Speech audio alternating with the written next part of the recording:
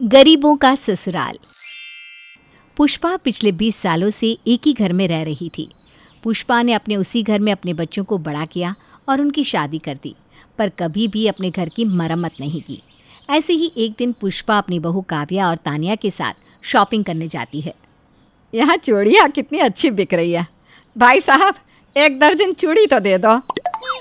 क्या माँ जी, आपके पास इतनी सारी चूड़ियाँ रखी हैं, पर फिर भी आप चूड़ियाँ खरीदती रहती हैं। देखिए कितनी अच्छी साड़ियाँ बिक रही है उस दुकान पर। ये नहीं कि एक साड़ी ले लूँ। हाँ तो क्या हुआ, पैसे रखे हैं अभी मेरे पास, और वैसे भी मैंने अपनी शॉपिंग के लिए तुम दोनों से पैसे नहीं लिए। अब मैंने इस रंग की चूड़ी खरीदी है तो साड़ी भी इसी रंग की खरीदूंगी।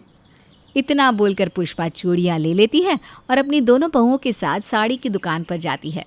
इस तरह से तीनों सास बहू अच्छे से शॉपिंग करके घर आते हैं और हॉल में बैठकर सामान देखने लगते हैं। दीदी, मुझे तो वो 4000 वाली साड़ी बहुत अच्छी लग रही थी। अगर मेरे पास पैसे कम ना पड़ते ना तो मैं अपने लिए वही साड़ी खरीदती। तुझे उस साड़ी की पड़ी है, तूने तो सारी चीज़ें खरीद ली, पर मैंने तो सैंडल ही नहीं खरीदी। कल को अगर मुझे कहीं जाना पड़ गया तो मैं क्या पहन कर जाऊँगी? मेरे पास एक ढंग के सैंडल नहीं है।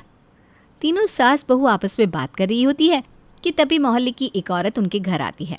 उन तीनों को देखकर कहती है, अरे आ गई पुष्पा शॉपिंग करके। तेरा सही है, हर महीने अपनी बहू के साथ शॉपिंग करने के लिए निकल जाती है। अरे इंसान तो पैसे बचाने की सोचता है, पर तुम तीनों सास बहू तो एक जैसी हो। हर समय इसी फिराक में रहती हो कि पैसों को कैसे उड़ाया जाए। बहन, मुझे भी कोई शौक़ नहीं है पैसे उड़ाने का। मैं भी बचत करना जानती हूँ, पर ज़रूरत की चीज़ें लेनी भी तो ज़रूरी होती है।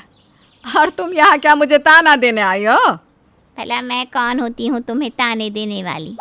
मैं तो बस ये कहने आई थी कि तुम्हारी गली में लगी टोटी टूट गई है। आज सुबह से पानी आ रहा था, टोटी ठीक करवा लो। फिजल का पानी गिर रहा है और सारा पानी मेरे घर में आ रहा है।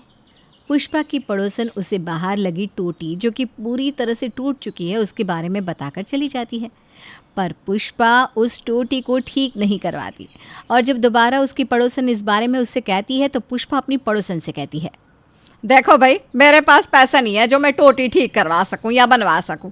अगर तुम्हें इतनी ही दिक्कत है तो तुम ठीक करा दो। वैसे भी पानी तुम्हारे घर में भर रहा है, मेरे घर में थोड़ी ना। वाह, क्या बात होती है। तीनों सास बहू के पास अपने ऊपर खर्चा करने के लिए पैसे हैं, पर घर में लगाने के लिए 2 रुपया नहीं है। अरे पुष्पा, थोड़ी शर्म कर। पिछले 20 साल से इस घर में रह रही है, पर मजाल है तू कभी अपने घर की मरम्मत भी करवाती हो। मेरा घर मेरी मर्जी। मैं अपने घर में 2 रुपया खर्चूँ या 100 रुपया, तुम कौन होती हो बोलने वाली? पुष्पा छोटी सी बात का बतंगड़ बना देती है और अपनी पड़ोसन से लड़कर घर में चली जाती है। और इसी तरह से कुछ दिन बीत जाते हैं। समय के साथ घर की हालत भी बुरी होने लगती है। अब जगह जगह से दीवार के प्लास्टर और सफ़ेदी टूट कर गिर रहे थे।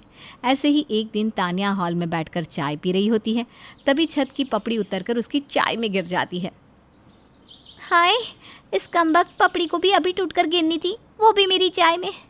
माँ जी, आप छत की मरम्मत कराओ ना। आज पेंट उतरकर नीचे गिर रहा है, कल को छत ही ना गिर जाए। बहू, ये बोलते हुए शर्म नहीं आती? अब तुम दोनों को इस घर की जिम्मेदारी उठानी चाहिए, पर तुम दोनों अब भी मेरे ही भरोसे हो। अरे तुम्हारे ससुर जी अब इतना नहीं कमा पाते कि घर की मरम्मत कराए। तुम दोनों को क्या घर में थोड़े पैसे नहीं लगाने चाहिए हैं? अब तो मोहल्ले वाले भी आकर मुझे सुनाकर जा रहे हैं। माँ जी, जिस तरह आपके पास पैसे नहीं है ना, उसी तरह हमारे पास भी पैसों का पेड़ नहीं लगा है। आपके बेटे कमाते ही कितना है, अब वो उसे घर चलाएंगे या घर की मरम्मत कराएंगे? पुष्पा की बहू पुष्पा की तरह अपने हाथ खड़े कर लेती है और समय यूं ही बीतता है।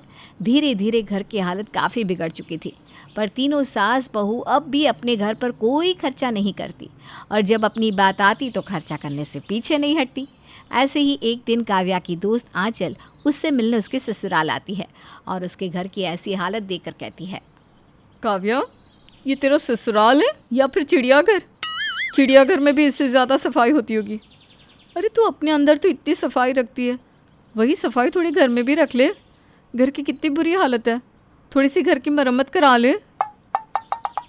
आंचल, दूसरों को बोलना बहुत आसान है, पर करना उतना ही मुश्किल। अब मेरा घर इतना भी छोटा नहीं है और इस घर में मेरे अलावा और भी लोग रहते हैं। भला अकेले मैं कितना पैसा लगाऊंगी? मेरा हस्बैंड भी इतना नहीं कमाता और इस घर में और भी तो लोग हैं, वो तो 1 रुपया नहीं लगा रहे, तो फिर मैं क्यों पैसे खर्च करूं? जॉइंट फैमिली की यही प्रॉब्लम होती है। एक पैसा निकालने को तैयार होता है तो दूसरा पीछे हट जाता है। खुद के ऊपर पैसा खर्च करने के लिए पैसा होता है, पर मजाल है कि घर की थोड़ी मरम्मत करा ले। खुद तो अकेली अपने पति के साथ रहती है, इसीलिए आकर मुझे ताने दे रही है। बेकार ही इसे मैंने अपने घर बुलाया, मुझे ही इसके घर जाना चाहिए था। वही तो यार, अब क्या कर सकते हैं। मैं तो हमेशा कहती हूँ घर की मरम्मत करा लेते हैं। घर में मेहमान आते हैं तो वो भी इसी तरह बातें बोलकर चले जाते हैं। अच्छा नहीं लगता ना आप घर में किसी को बुलाना, पर इस घर के लोग मेरी सुने तब ना। काव्या और आंचल आपस में बात कर रहे होते हैं कि तभी वहाँ काव्या के ससुर सुरेश आ जाते हैं और वो आंचल की बातें सुनकर खुद को शर्मिंदा महसूस करते हैं, क्योंकि उसके घर की औरतें ही इतनी खर्चीली थी जिसकी वजह से आज उनके घर की हालत ऐसी थी। अब सुरेश अपनी पत्नी पुष्पा के पास जाता है और पुष्पा से कहता है, शाम को जब तुम्हारे दोनों नालायक बेटे घर आए तो उनसे कहना मुझसे बात करें। इस महीने इस घर की औरतों को 1 रुपया नहीं मिलेगा अपने ऊपर खर्चा करने के लिए। अरे पर हम अपने ऊपर खर्चा नहीं करते, घर में ही खर्चा होता है सारा पैसा। और आज आप इस तरह से क्यों कह रहे हैं? पुष्पा के इतना बोलते ही सुरेश उसे अपने साथ बाहर हॉल में ले जाता है, जहां आंचल काव्या को सुनाकर चली जाती है। अब जो कोई भी आता वो पुष्पा के घर की ऐसी हालत देखकर उन्हें घर की मरम्मत करवाने की सलाह देता, जिसके बाद सुरेश अपने बेटों से घर की मरम्मत के लिए बात करता है। पिताजी, मैं इतना अमीर नहीं हूँ कि घर के खर्चे भी उठाऊँ और घर की मरम्मत के लिए भी पैसे दूँ। और अगर हमारे पास इतने पैसे होते तो मैं इस गुफा में रहता ही क्यों? मैं भी किसी अच्छे घर में नहीं चला जाता। सही बोलते हैं बाहर के लोग। इस घर के सभी लोगों के पास खुद पर खर्चा करने के लिए पैसा है, पर जब बात घर की आती है तो सब गरीब हो जाते हैं। घर की मरम्मत को लेकर घर में काफ़ी कलेश होता है और आखिरकार पुष्पा का पति अपना फैसला सुनाता है। अब मुझे भी लगता है कि इस घर में रहना मुश्किल हो रहा है। थोड़ी सी घर की मरम्मत करवा लेते हैं, इसलिए घर में जो भी पैसा लगेगा वो सब देंगे, मैं भी और हमारे दोनों बेटे भी। अगर किसी ने पैसे देने में आनाकानी की तो वो किराए के घर में जाकर रह ले। काव्या और तानिया अपने ससुर के फैसले के खिलाफ नहीं जा पाती और आखिरकार उनके घर की भी मरम्मत होती है। और इस महीने तीनों सास बहू अपने ऊपर पैसे ना खर्च करके पहली बार घर की मरम्मत में पैसे लगाती है।